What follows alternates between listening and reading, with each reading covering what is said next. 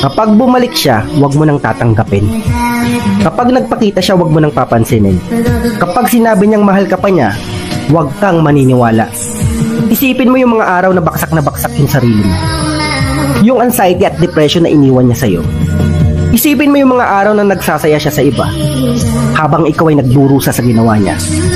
Isipin mo yung mga gabing umiiyak at halos hindi ka makatulog. Saka iisip kung saan ka ba nagkulang sa inyong dalawa.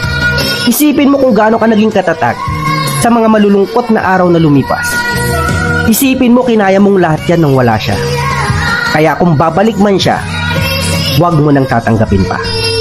Huwag mong hahayaan na maging option ka niya, na maging best choice ka niya kapag no choice na siya.